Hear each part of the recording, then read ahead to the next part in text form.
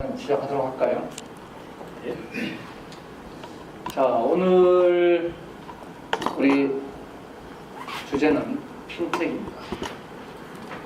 핀텍에 대해서 다 들어보셨죠? 정말 핀을 만드는 기술이라고 생각하는 분 안 계시죠? 아직도 그렇게 생각하는 분도 있습니다. 핀텍 그러면은 핀 만드는 기술이냐? 자, 핀텍이 왜 중요할까요?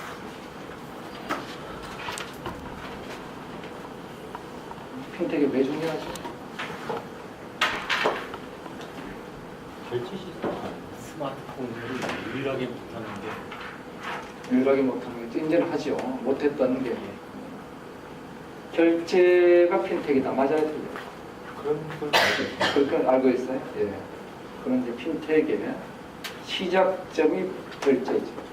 결제는 핀텍의 아주 작은 부분, 돈에 관한 부분. 자, 핀텍이 우선 나의 사업에 중요하다고 생각을 해요. 핀텍이 왜 중요할까? 예를 들어서 나는 금융업을 안 하겠다. 난 핀텍하고 관계없다. 맞을까요? 아닙니다, 그렇습니다. 왜 그랬죠? 사업을 하다 보면 분명히 자금의 흐름이 있고 그렇죠. 이제 지금과 같은 온라인 결제 시스템이 아닌 핀텍 결제 시스템으로 점점 발전을 해가고 그 왜 방향으로 그럴까요? 왜 핀텍이 점점 중요해질까요? 우선 왜 중요해지는가를 우리가 이해를 해야 돼요. 저렴한 비용. 또 저렴한 비용은 원래 할 수 있었는데 저렴하다는 거고, 못하던 걸 하는 것도 있겠지. 가장 중요한 거는요, 이제 세상에 모든 산업이 서비스화되고 있어요.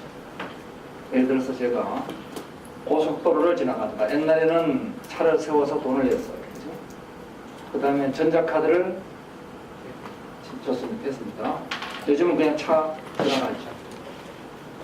우리가 고속도로란 서비스를 이용하는데 하이패스에 그 핀텍이 들어오니까 소위 서비스를 받고 지불하고 하는 것이 아주 무연결적, 연결고리를 느끼지 않게끔 하고 있습니다. 모든 산업은 이제 서비스화되고 있으면서 돈과 반드시 결합해야 돼요. 우리가 뭔가를 하면 돈을 내야 된다. 그러면 서비스와 돈은 결합해야 되는데 그것이 사람이 일일이 주머니에서 지갑에서 꺼내고 주고 받는다. 벌써 귀찮기 시작합니다. 자, 오늘 핀텍에 대해서 오늘 대한민국에서 가장 잘 정리된 얘기를 우리가 한번 보도록 하겠습니다. 자, 우리 예지 씨는 돈을 좋아하죠? 네. 네. 돈이 뭐죠? 맛있는 걸 사 먹을 수 있는 맛있는 수단. 것만 사 먹는 건 아니잖아. 네. 또 돈이란 뭐냐? 돈의 그거는 용도지 돈의 정의는 아닌 거지.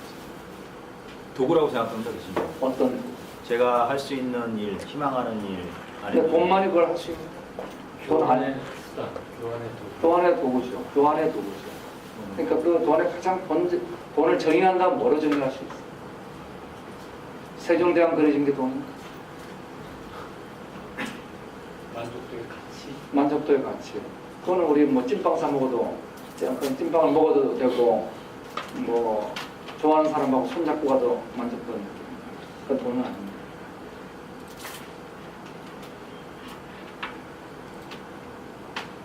돈은 두 개의 요소가 있죠. 신뢰란 요소가 있고 숫자, 가치란 요소가 있어요. 신뢰가 있는 가치. 이게 돈이에요.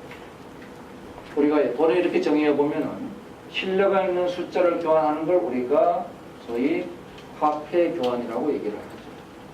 그러면 가장 이 일을 하는데 좋은 게 뭐냐? 세종대왕이 아니고 요겁니다.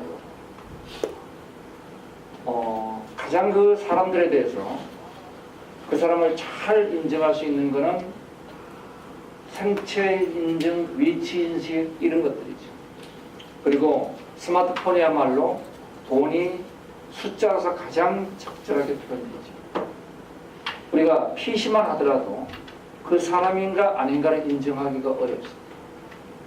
스마트폰은 이제 생체 인식 기능, 위치 인증 기능 이런 것들이 결합되면서 그 사람의 아바타 역할을 하게 돼요. 그래서 숫자와 보안, 가치와 보안이 바로 돈의 본질적인 속성이에요. 가치와 보안이다. 그러면 이제 어디로 가느냐? 이게 전자화폐를 거쳐서 가죠. 이러한 돈이 거래되는 과정을 놓고 보면은, 자, 내가 돈이 필요해. 그럼 과거는 어떻게 되느냐? 나는 돈이 100만 원이 필요해. 근데 빌려주는 사람은 1000만 원 단위로 빌려주고 싶어. 그 뭐가 안 맞느냐? 규모가 안 맞죠. 규모의 미스매치. 그 다음에 돈을 빌려주는 사람은 1년은 빌려주고 싶어 하는데 쓰는 사람은 2년을 쓰고 싶어. 기간의 미스매치. 그 다음에 물건을 사고 파는데 그 가치를 인정하기가 어려워요. 채권의 가치, 주식의 가치 이런 거 인정하기가 어려워요. 이런 가치를 누가 판단할 것이냐. 바로 이것 때문에 기간의 미스매치, 규모의 미스매치, 가치의 미스매치 때문에 누가 등장했느냐. 금융기관이라는 게 등장해서 이제는 우리는 돈, 금융거래는 반드시 금융기관을 통해야 된다고 생각하고 있어요. 그런데 이것은 금융기관이 뭘 갖게 됐느냐? 권력을 갖게 된 거죠.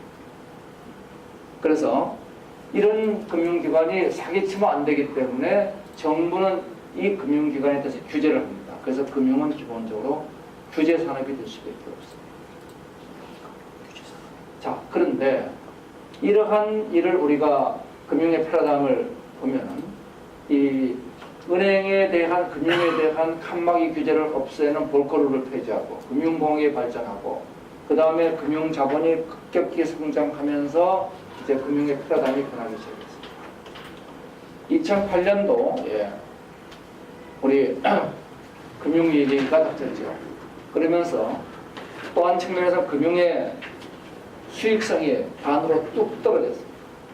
옛날에 금융공학 해가지고 뭐 모기지 섞어서 팔고 그 다음에 파생금융 상품 거래하고 이래서 월가가 돈 벌던 것들이 무너지기 시작하니까 뚝 떨어졌어요. 한국은 더 떨어졌죠. 그래서 금융 쪽에서 보면 새로운 금융의 성장 동력이 필요합니다. 자, 이래서 금융 위기가 다가오면서 뭐가 새로운 기회가 왔냐 그러면은 핀텍이라는 새로운 기회가 왔다. 실제로 많은 핀텍 기업들이 2008년도 금융위기를 계기로 해서 부상하기 시작합니다. 자, 그러면 이 금융 문제를 보면 우리가 휴대폰을 바탕으로 소셜미디어가 나타났죠. 그리고 소셜 커머스가 휴대폰을 바탕으로 거래를 하게 됐어요. 당연히 이제는 나타나는 게 뭐냐면은 미디어와 커머스에 이어서 파이낸싱이 결합되기 시작합니다. 그래서 모바일 빅데이터 혁명이 금융업까지 확대가 되고 있습니다. 자, 파이낸셜 서비스가 어느 정도 산업이냐? 우리 모바일 폰 산업이 전 세계 1조 달러, 약 9천억 불 정도 되는 산업입니다. IT 산업이라는 게 한 1조 달러쯤 되는 사업인데 거의 대부분이 온라인 산업입니다. 미디어가 거의 비슷한 산업 조금 더 크죠. 미디어가 65% 정도가 이게 온라인화되어 있어요. 그런데 그 다음에 이게 서비스 약 35% 리테일 뭐 정도 돼 있는데 파이낸셜 서비스는 3조 달러라는 가장 거대한 산업 분야면서도 온라인화, 모바일화가 제일 안 돼 있습니다. 그러니까 여기가 이 IT 측면에서 보면은 또 새로운 기회가 되겠죠.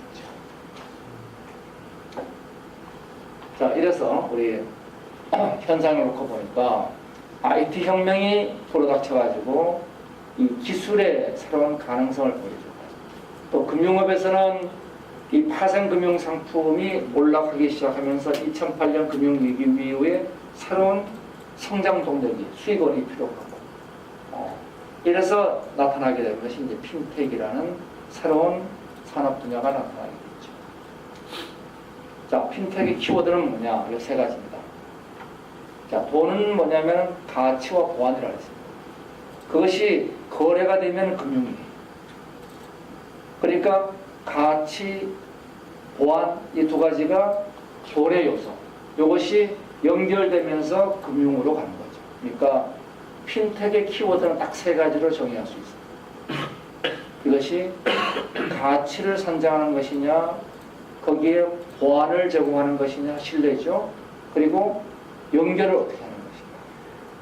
우리 이제 보겠지만은 핀텍 산업은 전부 다가 이 세 가지 범주 안에 들어가요.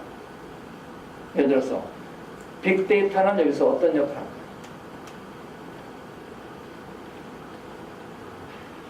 빅데이터. 가치 선정에 빅데이터가 들어가죠. 동시에 보안에도 빅데이터가 들어가죠. 그러니까 빅데이터라는 기술은 보안에도 적용이 되고 가치 선정에도 적용될 수 있죠. 그렇죠? 그 다음에 플랫폼은 어떤 역할을 합니까? 연결의 역할을 하는 거죠. 그죠? 연결의 역할. 그 다음에 플랫폼에서 가치를 선정하기도 합니다. 그래서 보면은 빅데이터와 보안 연결 플랫폼. 이것이 우리가 얘기하는 핀텍의 기본적인 구조입니다. 돈과 거래 상대방이 이제 연결돼요. 근데 이제는 정부가 새로운 규제를 합니다. 그런데 과거하고 다르죠. 저비용의 실시간에, 핀텍은 저비용의 실시간에 맞춤에, 개개인의 맞춤에 이런 걸 기억하죠. 그래서 가치는 누가 선정하느냐? 꼭 모바일일 필요가 없지만 이거는 제가 일부러 써놨습니다. 가치는 빅데이터, 보안은 인증기술, 연결은 플랫폼. 이것이 전부 다 금융의 모바일화라고 얘기할 수 있죠. 그래서 핀텍은 보안 연결 플랫폼과 빅데이터 플랫폼의 경쟁에 의해서 산업 경쟁력이 적어집니다. 자, 그래서 핀텍을 우리가 다시 그려보면 이런 겁니다. 거래 상대방이 이제는 모바일 혁명으로 인해서 실시간의 저비용에 보완되어 있는 연결을 하게 됐습니다. 예를 들어서 은행을 통해서 거래할 필요가 사라져버립니다. 그래서 제가 금융의 민주화라고 있다. 그 다음에 이 거래 상대방, 이 사람이 돈을 얘한테 빌려주는데 얘의 신용도가 얼마냐. 이거를 옛날에는 서류 가지고 열심히 심사해서 분석했는데 이제는 이 사람이 휴대폰 요금을 얼만큼 밀리지 않고 잘 내고 세금을 얼만큼 잘 내고 평소에 주변 사람들 평판이 어떻고 이런 빅데이터를 가지고 분석을 하게 돼요. 옛날에 은행 구조란 건 이래요. 프론트 오피스의 구조란 것은 그 고객을 대응하게 됩니다. 이게 고객을 연결해 줍니다. 백오피스의 기능은 뭐냐면은 그 고객을 분석하는 거예요. 그래서 금융의 백오피스 기능이 여기 빅데이터를 통한 실시간 가치 분석으로 바뀐 것이고 금융의 프론트 오피스 분야가 이 모바일 플랫폼으로 바뀐 거죠. 그럼 옛날보다 뭐가 달라지느냐? 제일 큰 변화가 실시간. 두 번째 변화가 저비용. 비용이 적게 들죠. 이제는 삐까 번쩍한 빌딩을 가진 은행들이 어떻게 될까? 필요가 없어지죠. 예. 삐까 번쩍한 빌딩을 왜 가졌어요? 나 믿을만하다. 신뢰를 보장하기 위해서 삐까 번쩍한 빌딩을 만들고 그 안에 수만 명의 은행원들을 고용했어요. 근데 그 고비용 구조의 은행이 있는데 이제 온라인 인터넷 뱅크가 생깁니다. 그러면은 두 은행의 경쟁을 해요. 온라인 인터넷 뱅크는 자기에 들어가는 기본적인 비용이 적으니까 예대 마진을 줄일 수 있어요. 첫째. 비용이 적으니까 예대 마진 줄일 수 있죠. 예금 금리하고 대출 금리하고 1% 차이면은 온라인 뱅크는 대부분 활동이 돼요. 오프라인 뱅크들은 2% 가지고도 모자라요. 사람들한테 너 금리 1% 더 줄게 은행 갈래. 게임은 끝납니다. 네. 단지 문제가 온라인 은행이 안 망한다는 보장만 있어요. 대출하는 사람도 마찬가지예요. 너 1% 싸게 대출해 줄 때 어느 은행 갈래. 게임 끝난 거죠. 첫 번째 게임이 끝나버리는 게 온라인 은행과 기존의 오프라인 은행은 비용 구조에서 적어도 2% 차이가 나요. 뭐 쉽게 보면 예금에서 1%, 대출에서 1%. 그러면 이미 시장 경쟁력은 끝나버립니다. 여기에다가 기존 은행이 못하는 실시간 거래, 소액 거래 이런 시장까지 파고들 수가 있죠. 그래서 문제가 이제 어떻게 되느냐. 자, 지난번에 제가 오프라인의 법칙은 파레토 법칙이라고 했죠. 온라인의 법칙은 롱테일 법칙이라고 했습니다. 여기는 민주화의 법칙. 작은 놈도 똑같이 대우를 받죠. 여기는 큰 놈만 대우를 받습니다. VIP 고객만 대우를 해주죠. 윤혜지 씨 백화점 가면 대우 안 해주죠. 그죠? 정예산 대우를 줍니다. 자, 그래서 이쪽은 뭐냐면은 기업금융, 대규모 자금, 고액자산관리, 비실시간 거래 이런 조건이 있는 쪽은 어느 쪽에 아직도 있을 것이냐 이쪽에 있겠죠. 대신에 소규모, 소액금융, 소액대출, 소액자산관리, 실시간 거래 요거는 지금의 금융 시스템에서는 굉장히 어렵습니다. 그러니까 지금은 여기는 언맨리지에 소단이죠. 그러니까 처음에 롱테일은 어디서부터 들어가느냐. 온라인 산업은 기존의 오프라인 산업이 만족 못 시켜주던 롱테일부터 들어가요. 그래서 처음에 들어올 때는 아마존이 처음 들어올 때 반센 너블이 웃었죠. 쟤들 그래 봐야 뭐 얼마나 클 것이냐. 지금은 게임이 안 되게 아마존이 커버리고 있죠. 이 핀텍도 지금 막상 금융업계에 있는 사람들은 아직도 핀텍의 무서움을 못 느끼는 분들이 많습니다. 이 아마존이 어떻게 반센 노블을 먹어치웠는가를 지금 제대로 인식을 못하죠. 산업의 변화를 보면은 트랜지스터, 진공관의 강자 중에서 트랜지스터의 강자가 된 회사가 없어요. 뭐 여러분들 GT, 실바니아 이런 회사 모르죠? 다 진공관 시대 강자였어. 트랜지스터 시대의 강자, 페어차일드, 텍사스 뭐 이런 회사들 IC로 오면서 강자로 남은 애들이 별로 없어요. IC의 강자, 텍사스 인스트루먼트 이런 회사들 마이크로 프로세서 들어오면서 다 떨어져 나가기 시작합니다. 이런 변화가 모든 산업에 걸쳐서 일어나요. 이 금융도 이제 그렇게 변하는 거죠. 기존의 금융은 어땠냐면은 편리하고 불편하거나 편리하고 위험하거나 아니면은 불편하고 안전하거나 이 축상에 존재합니다. 이 축이죠. 불편하고 안전하거나 가장 대표적인 게 뭐예요? 우리가 집을 사고 팔 때 그냥 저기 얼굴도 안 보고 그냥 전 송금하고 그러진 않잖아요. 집 사고 팔 때는 저기 인감증명서도 받고 직접 얼굴도 마주대고 도장 찍는 것도 보고 이게 큰 거리를 할 때는 불편하지만 안전한 걸 택합니다. 근데 우리가 이제 동네 슈퍼 가가지고 맥주 한 컵 사면서 인감증명서 내고 사진 않아요. 이때는 우리가 불편하더라도 편리하더라도 우리가 위험한 이런 거래를 택하죠. 이걸 부수는 게 뭐냐면 핀텍입니다. 바로 이 영역에 존재하려고 했죠. 편리하면서 안전한 금융을 가져가려고. 자, 그래서 우리가 많은 보안 기술을 보안을 인증을 요구하는 게 아니라 그 사람의 빅데이터 분석을 통해 가지고 평소에 찔끔찔끔 뭐 10,000원, 20,000원 인출하던 예지 씨가 갑자기 500만 원 인출하려고 해요. 그럼 뭔가 패턴이 이상해요. 그리고 평소에 놀던 지역이 아니야. 그러면 이제 알려주는 거죠. 너 진짜 너 맞냐? 그러면 나 아닌데. 이런 것들이 뭐냐면 소위 위험 방지, 사기 방지 시스템이라고. 이게 FDS 같은 거죠. 이래서 많은 핀텍이 뭘 만들어내냐면 안전하고 편리한 금융을 만들어냅니다. 근데 한국은 어때요? 한국은 여기 있죠. 여기. 한국은 불편하면서 위험합니다. 공인인증서가 가장 대표적인 이런 일을 만들어가고 있죠. 전 세계 해커의 절반 이상이 한국을 경유합니다. 액티브 X 때문에. 지금 전 세계에서 지원하지 않은 액티브 X를 쓰기 위해서 한국은 이렇게 되죠. 자, 그러면은 핀텍은 그러니까 결국 가치와 연결의 문제구나. 이렇게 우리가 정의를 내릴 수가 있습니다. 가치는 뭐예요? 점의 문제죠. 연결은 선입니다. 점과 선의 문제예요. 자, 그러면은 이러한 핀텍이 전 세계적으로 어떻게 일어나고 있는가 보면은 핀텍 투자가 계속 증가하고 있습니다.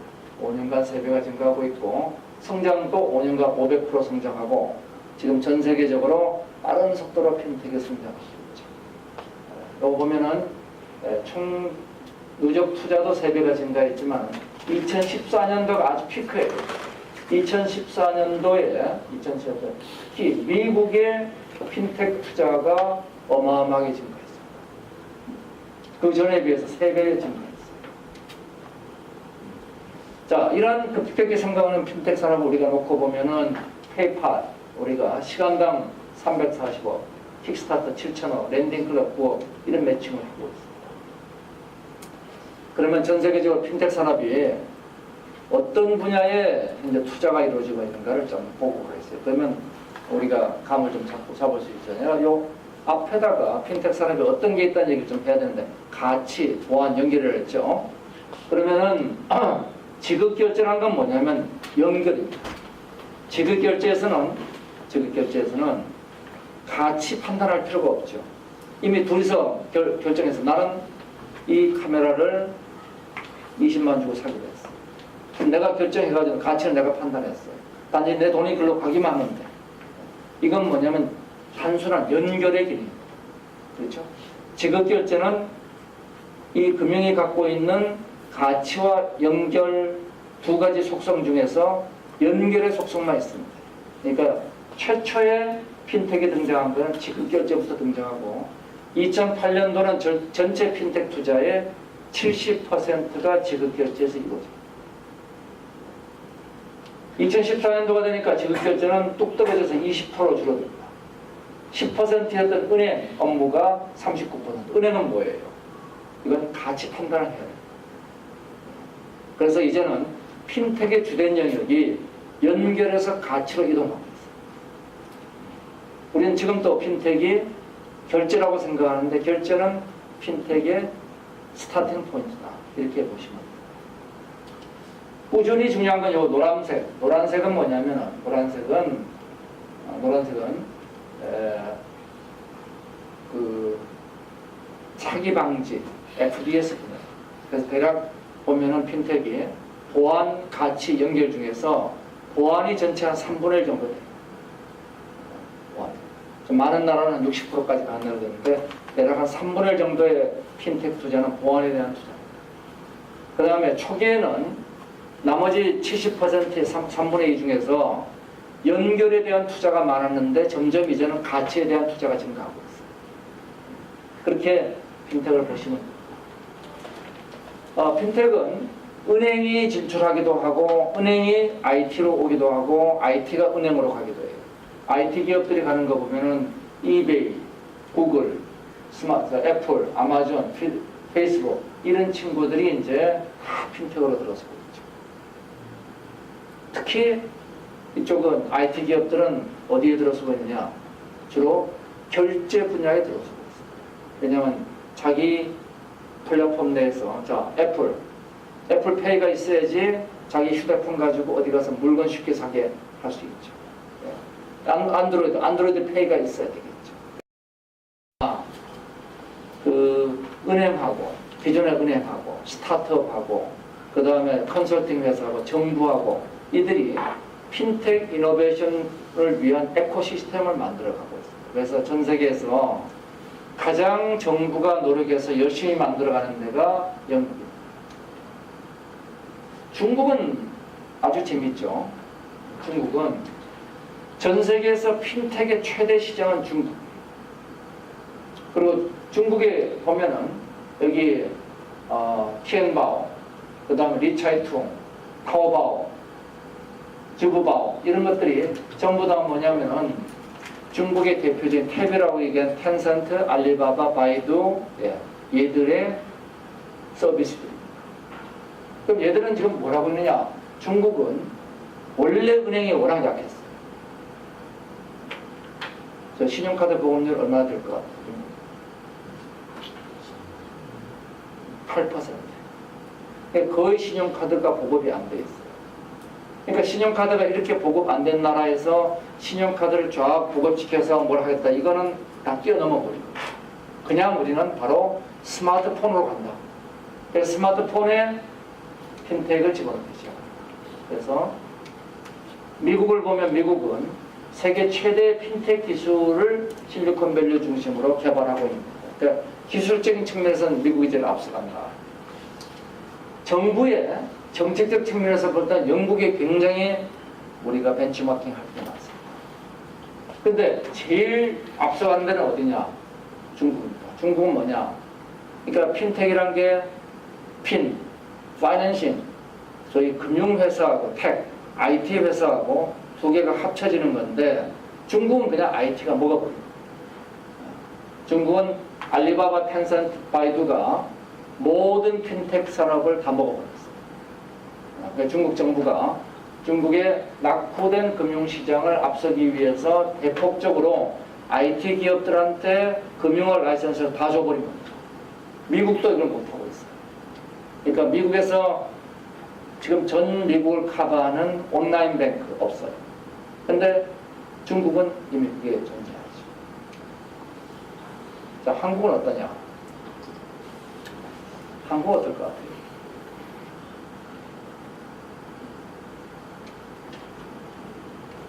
자, 한국의 금융 경쟁력 80위, 우간다하고 같은 수준입니다.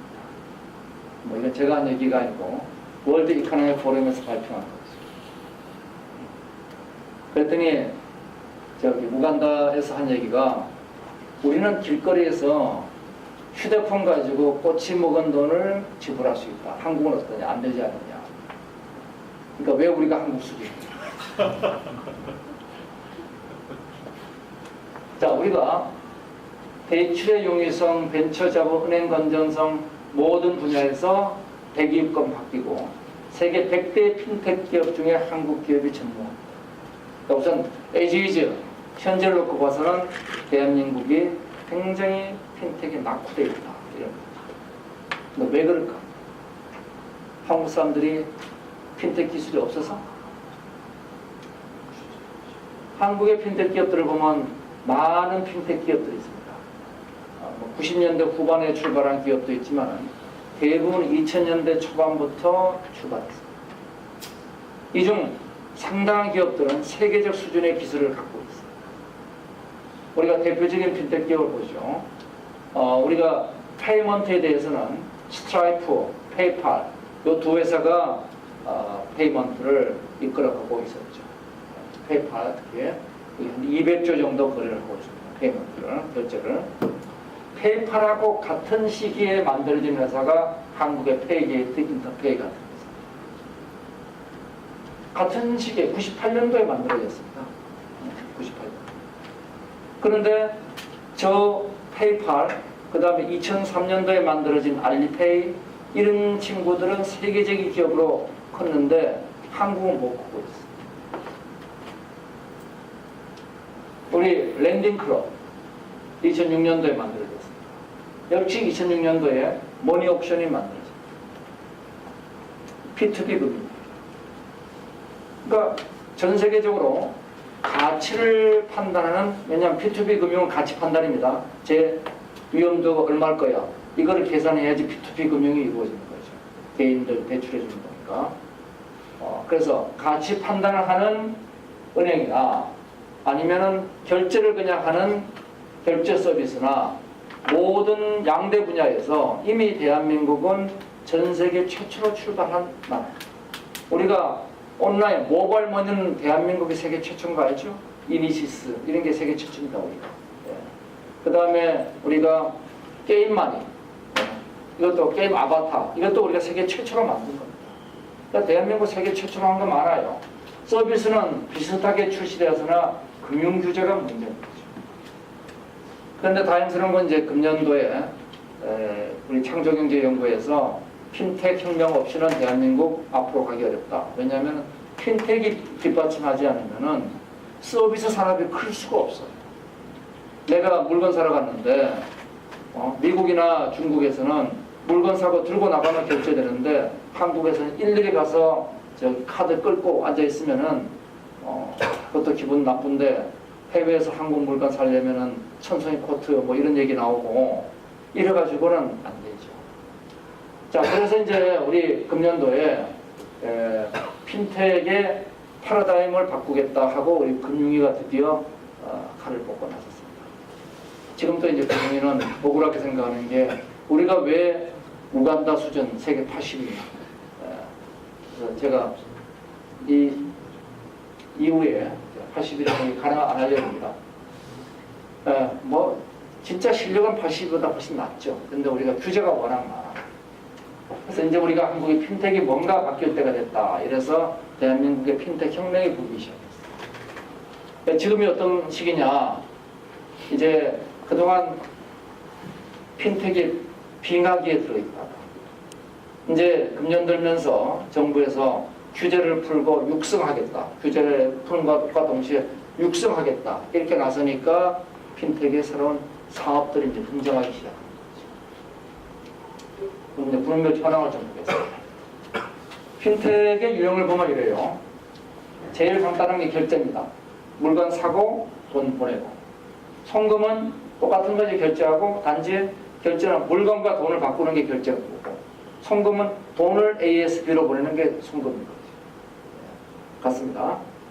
그 다음 환전. 환전은 송금과 같죠. 단지 커런시, 환율만 바꿔주는 거죠. 이게 환전인 거죠. 그래서 핀텍에서 이게 제일 쉬운 분야입니다. 결제, 송금, 환전. 그러니까 너 누구하고 거래할래? 이것만 정해주면 되니까 거래 연결 플랫폼만 잘 만들어 놓으면은 결제, 송금, 환전을 할 수 있는 거예요. 그래서 이제 초기의 핀텍은 이걸로 출발하는 겁니다. 우리는 지금도 많은 핀텍은 결제하는 회사다 하고 알고 있는데 그거는 핀텍의 시작점이죠. 그 다음에 이제 융자 보험부터는 이제 좀 어려워집니다. 융자를 하려면 저 사람 신용도가 얼마야? 그걸 이제 파악하는 게 능력이죠. 그래서 실제 파악한 신용도보다 비싼 금리를 빌려주면 내가 남는 거고 싸게 빌려주면 내가 미치는 거지. 그걸 판단하는 게 이제 핵심입니다. 그 다음에 보험은 조금 더 어렵습니다. 저 사람 사고 날 확률이 얼마야? 이걸 계산하는 거죠. 증권, 저 미래를 보는 거죠. 미래. 저 주식의 미래 가치가 얼마가 될까? 투자, 이건 기업에 대한 투자니까 더 어렵죠. 증권은 그래도 어느 정도 우리가 상장한 회사잖아요. 보통 투자 그러면 비상장 회사란 말이에요. 그럼 비상장 회사 저 미래 가치가 얼마가 될 거야? 얼마나 어렵겠어요. 그중 진짜 어려운 게 M&A죠. 이런 것들이 다 핀텍으로 이제 전환되기 시작해요. 어디서부터? 이 순서대로 지금 전환돼요. 지금 아마 우리가 들어서 알고 있는 게 대략 요 정도까지 알고 있습니다. 요 정도까지. 증권이 이제 핀텍으로 들어서기 시작했어요. 앞으로 지금 들어설 게 투자, M&A가 들어섭니다. 납세는 이거는 뭐 쉬운 건데 어려운 거 전혀 아닌데 왜 저 뒤에 갖다 놨는지 아시는 분? 네, 제 마음인데 정부에서 안 하려고 하죠. 정부에서 안 하려고 해요. 어떻게 잘하시네요. 정부에서 딴 데를 다 하고 난 다음에 할 것 같아서 제가 저 뒤에다 갖다 놨어요. 우리 정부에서 뭐 크레딧 카드, 신용카드로 뭐 받는 것도 다른 데 다 하고 한 거 아니에요? 네, 그죠? 정부는 제일 늦습니다. 그래서 저 뒤에다 갖다 놨어요. 여기에 수많은 기술들이 들어가죠. 미래가치, 보안, 소프트웨어, 소셜, 뭐 신용평가, 빅데이터, 클라우드, FDS 이런 게 들어가요. 자, 이게 이제 우리가 벤처 스캐너에서 얘기하는 핀텍의 기업 지형도입니다. 이게 2014년도 지형. 뭐 여러 기업들이 있습니다. 자, 랜딩, 돈 빌려주는 회사들. 그 다음에 개인 금융 하는 회사들. 요건 주로 이제 자영업이고, 요건 개인들입니다. 대부업들이죠. 요거는 이제 결제해주는 회사. 그 다음에 소매금융, 소매투자, 소액투자. 그 다음에 이거는 기관 투자하는 거. 요거는 자산 파이낸싱 하는 거, 송금하는 거, 컨슈머 뱅킹 하는 거. 그 다음 리서치 하는 거, 인프라스트럭처. 대략 요런 형태로 구성이 되어 있습니다. 질문이 있습니다. 예. 지금 사실은 융자 기능이 들어가기 시작하면서 대출 기능이 들어가기 시작하는 것은 사실은 통화가 관리가 돼야 되기 때문에 그거는 이제 정부에서 규제를 하려고 하고 인가 산업이 아닌가요? 그렇죠. 규제 산업이 되는 거죠. 예, 기본적으로 금융은 규제 산업이에요. 예, 예. 왜냐하면 정부가 다양한 형태로 이제 뭐 조정도 하고 뭐 해야 되니까. 그런데 지금 융자 금액에 대해서는 정부가 규제하는 건 직접적으로 융자하라 말라 이렇게 금융기관이 규제하지는 않습니다. 그냥 자기가 우리가 보유하고 있어야지만 할 수 있는. 아 그렇죠. 예, 예, 예, 예. 그건 있죠. 자, 이래서 우리가 이제 그중 제일 처음 결제 부분을 보도록 하겠습니다. 자, 결제는 뭐냐? 이겁니다. 연결하면 돼요. 연결하면 이게 결제 이루어집니다. 그러면서 여기서 뭐가 거래 기록이 남죠. 근데 이게 참 결제가 심플하지만 중요해요. 저 결제 기록을 쫙 갖고 있으면은 누구는 돈을 잘 갚았다, 누구는 안 갚았다, 물건 사고 나서 늦게 줬다, 소송이 있었다 이런 문제를 알 수가 있습니다. 그러면은 그게 뭐예요? 그게 막 신용도가 됩니다. 그래서 결제 기록을 쌓아놓고 있으면은 신용을 평가할 수 있게. 이게 굉장한 자산입니다. 그래서 결제를 담당했던 회사들이 핀텍의 거대 기업이 되는 겁니다. 왜냐하면 거래 기록을 빅데이터로 쌓아놓고 있어요. 그래서 초기에 결제에 들어간 페이팔, 알리바바 이런 회사들이 지금 거대 기업화되고 있는 이유가 뭐냐면 들어가기 쉬워. 그럼 뭐 그냥 연결해놓고 너 둘이 돈 주고 받아라 이러면 되는 거예요. 기술적으로 쉬운데 그걸 통해서 얻어진 자산은 어마어마한 자산을 얻은 거예요. 자, 그래서 결제는 핀테크의 출발점이면서 동시에 핀테크의 가장 중요한 자산입니다. 그래서 페이먼트 시장의 현황을 보면은 크게 세 가지 형태로 이제 이루어집니다. 첫 번째는 신용카드를 가상화시킵니다. 그러니까 신용카드가 있다. 우리 있다 치고. 근데 그 신용카드 대신 내 신용카드 번호를 모바일폰에 두고 거래를 한다. 혹은 내 신용카드를 페이게이트 회사, 페이팔에다가 등록시켜 놓고 그 다음부터는 페이팔에 가서 그 등록된 번호로 거래를 한다. 이게 신용카드가 가상화돼요. 그래서 신용카드 기반의 그 가상인데 가상 신용카드가 있고 타깃을 운영하는 NFC나 블루투스 로에너지, 비콘이죠. 이런 것들을 이용하는 것들이 있습니다. 여튼 페이먼트는 제가 요즘 그렇게 강조하지 않는 거는 이쪽에서 새롭게 우리가 등장하는 비즈니스가 나오기는 쉽지가 않아요. 대신에 우리가 이걸 이용은 해야 돼요. 두 번째, 요거는 가능성이 있어요. 계좌 연계.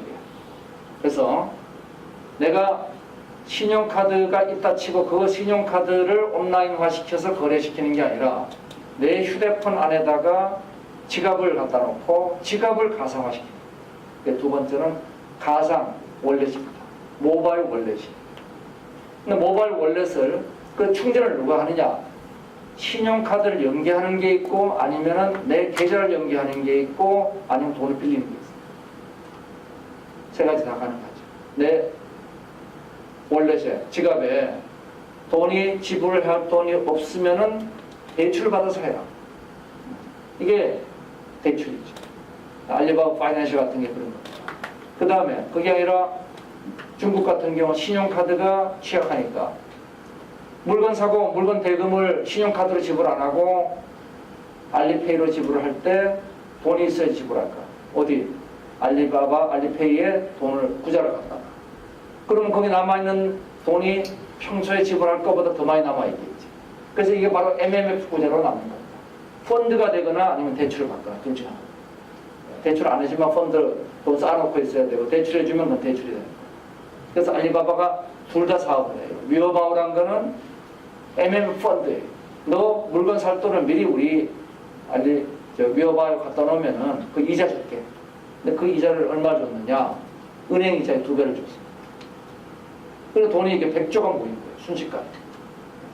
왜 2배를 줄 수 있느냐? 자기들이 빅데이터 분석을 해보니까 2배를 줘도 돼. 2배를 준 거예요. 그 다음 알리바바 파이낸셜은 돈을 빌려줘.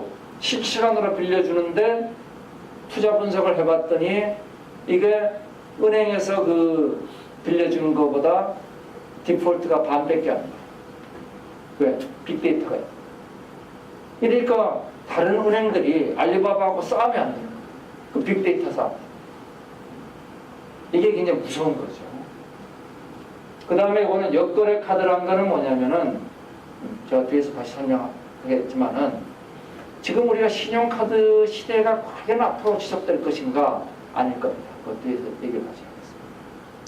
세 번째는 뭐냐면은 첫 번째는 가상 신용카드, 두 번째는 가상 계좌, 세 번째는 뭐냐 그러니까 가상 지갑이죠. 지갑. 두 번째는 지갑이고 세 번째는 뭐냐면 돈이에요. 돈. 가상화폐. 돈 자체가 이제는 새로운 돈이 나오는 거죠. 대표적인 게 비트코인.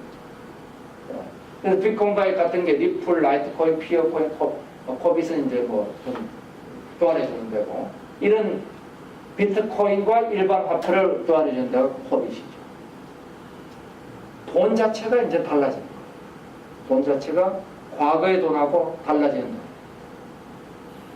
가장 기본적인 차이는 뭐냐? 돈이 스마트해져요. 지금 돈은 생각이 없잖아요. 돈에는 우리가 꼬리표가 없다고. 그 돈이 어디서 왔는지, 블랙마니가 뭐 정말 배달 사고 난 건지, 진짜 준 건지, 그리고 지금 우리가 알 수가 없어요. 그 비타 500을 뭐 집어넣어서 주면 또 안 나. 근데 이 스마트머니는 어떻게 주고 갔는지가 다 기록이 나와요. 돈 자체가 똑똑해지는 거예요. 그 다음 돈 자체가 스스로 조건을 붙여. if then else. if 3개월 후에 then 저 물건이 여기 도착하면 then 이 돈은 네 거가 됩니다. 이런 돈 자체의 프로그램을 할 수 있어요. 그럼 뭐가 필요하냐? 뭐가 필요 없어지느냐? 금융기관이 아예 필요 없는 거예요. 돈 자체가 스마트. 그래서 이 비트코인 같은 건 뭐라고 얘기하냐면 We are the bank. 우리가 은행입니다. 이렇게 얘기를 하는 거예요. 자, 지급결제를 놓고 보면 굉장히 빠른 속도로 지급결제 시장이 커지고 있죠. 모바일 결제 시장입니다. 모바일 결제 시장. 그래서 500조를 넘는 시장이 됐다. 지금 2003년도에 만든 알리바바는 결제 규모가 이제 630조. 98년도에 만든 이베이는 지금 180조. 우리가 페이팔보다, 이베이보다 알리바바가 더 큽니다. 페이팔보다. 원래 페이팔을 우리가 알는 일론 머스크가 같이 만들어가지고 저걸 이베이에 팔았죠. 다시 페이팔이 독립했죠. 그 돈 가지고 요즘 뭐 테슬라 만들고 기획하고 앉아있죠. 자, 한국에도 많은 회사들이 여기 있습니다. 카카오페이도 있고. 자, 한국도 전자통신업체가 등장하고 있고 인터넷 플랫폼 업체들이 등장하고 있고 게임 업체도 등장하고 있고 요거 요즘 페이코 선전 열심히 하죠. 그 다음에 유통업체들도 등장하고 있습니다.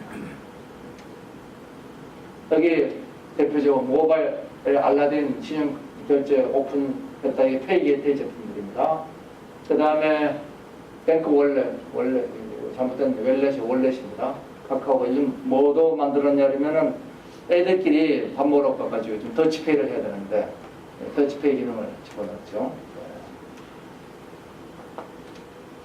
자, 스트라이프 모바일 결제 아주 간단하죠. 스퀘어 여기 동굴 하나 달아가지고 끌고면 됩니다.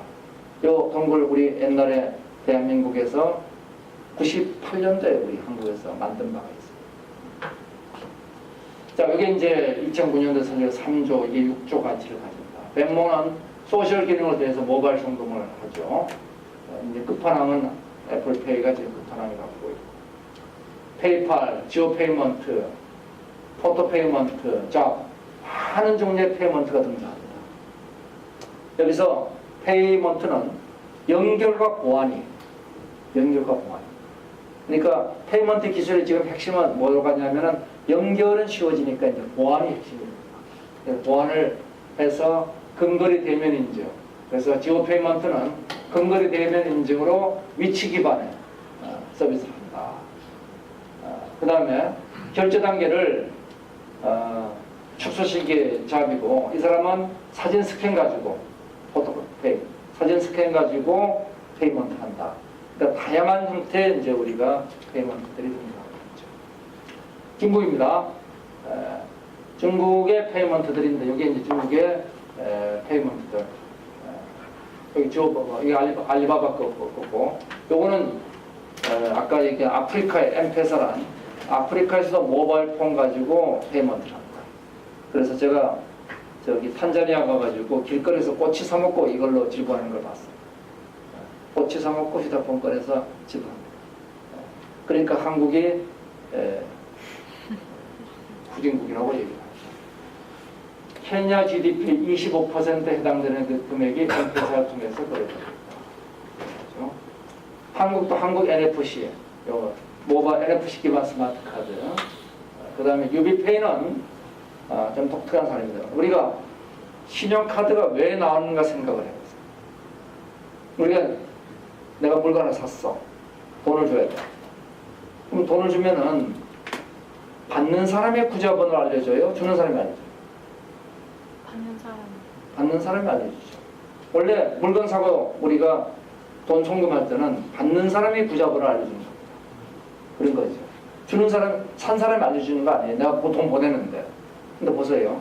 우리가 신용카드를 끌는다는 건 뭐예요? 가서 식당 가서 밥을 먹었는데 식당의 정보를 내가 받아오는 게 아니잖아요.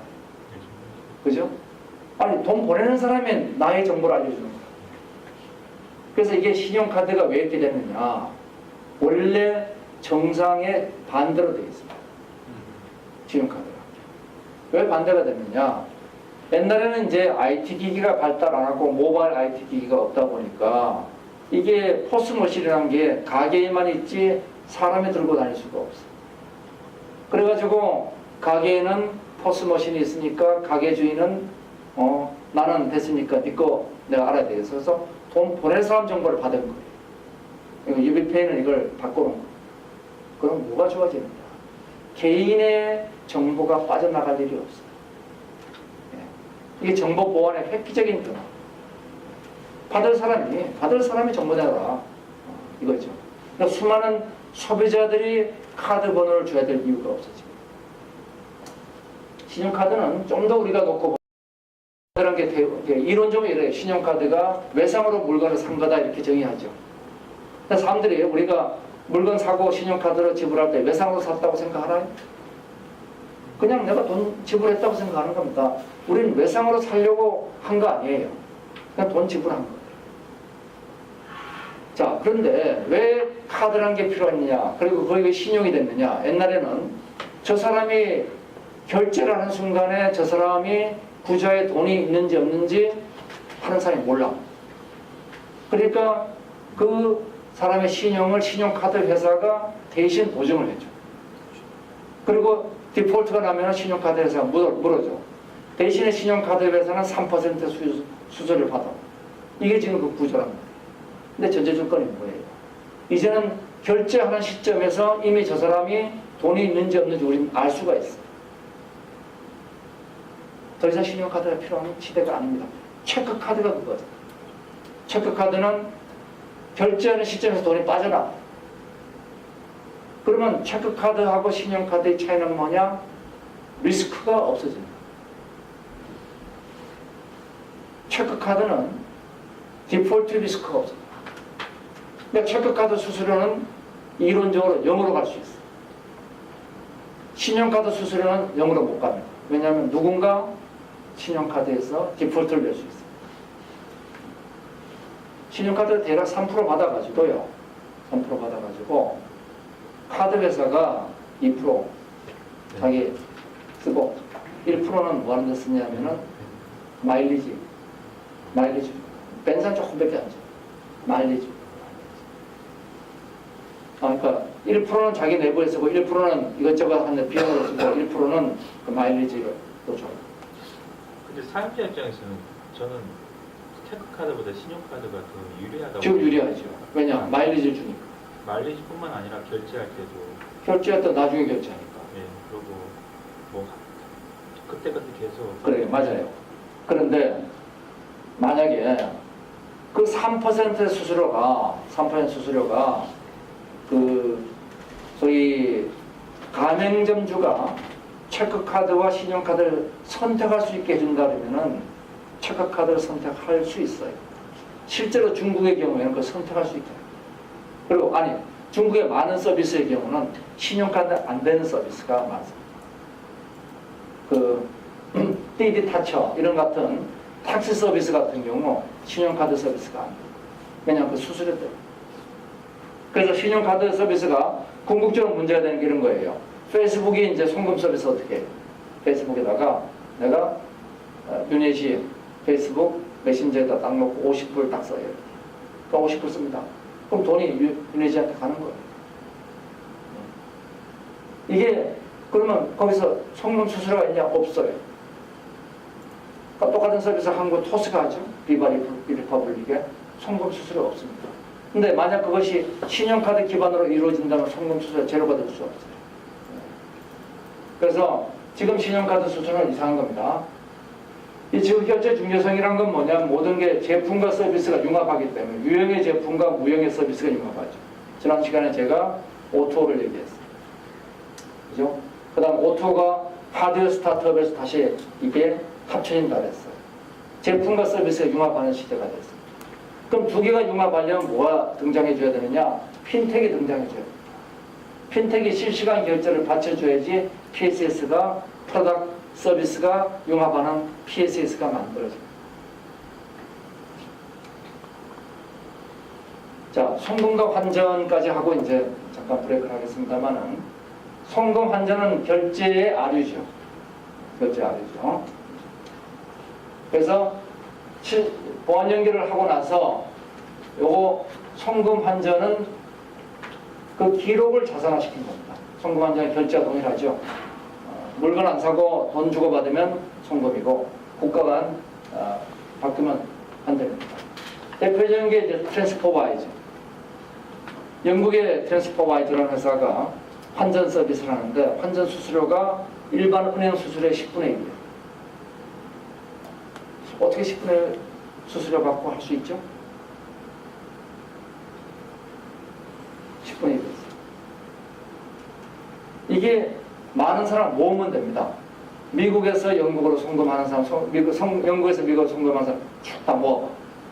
그러면 우리가 뭘 할 수 있냐면은 환전이 아니고 환전을 송금으로 바꿔버릴 수가 있죠. 미국에서 영국으로 보내는 사람, 영국에서 미국으로 보내는 사람 묶어가지고 이렇게 묶어버리면은 환전이 송금이 돼버려요. 송금 수수료는 이미 제로를 향해서 가. 그러니까 환전 수수료도 당연히 제로를 향해서 갈 수 있죠. 이 트랜스퍼와이즈는 그래서 10분의 1의 환전 수수료를 받아요. 그러니까 기존의 환전상들이 이제는 설 자리가 없어집니다. 한국은 어떻게 돼요? 이거 안 됩니다. 한국은 우리가 중국으로 돈 보낸 사람이 중국에서 한국으로 보낸 사람하고 서로가 묶어가지고 중국에서 중국, 한국에서 한국 거래하는 거를 환칙이라고 얘기합니다. 중국 송금하는 대신에 한국에서 돈 주고받고 중국에서 돈 주고받고 이게 환칙이에요. 한국은 외환관리법 위반입니다. 그러니까 한국은 이 서비스가 안 돼요. 이런 서비스들이 많이 등장합니다. 위스왑이라는 서비스. 그 다음에 아지모, 이건 1유로로 무제한 송금이 되는 거고, 코인베이스, 비트코인 거래를 하고 있는 거고, 이런 많은 플랫폼들이 등장합니다. 스퀘어피쉬, 이거 이메일 가지고 하는 거. 코빗은 비트코인하고 원화 거래를 합니다. 원화 거래를 하고. 토스는 우리나라에서 만들어진 비바리퍼블릭의 무료 송금 서비스죠. 혹시 토스 쓰는 사람 있어요? 없어요? 써본 적 있어요? 비바리퍼블릭. 이 친구들은 지금 이거 무료로 서비스하고 있으니까 돈은 어떻게 벌죠?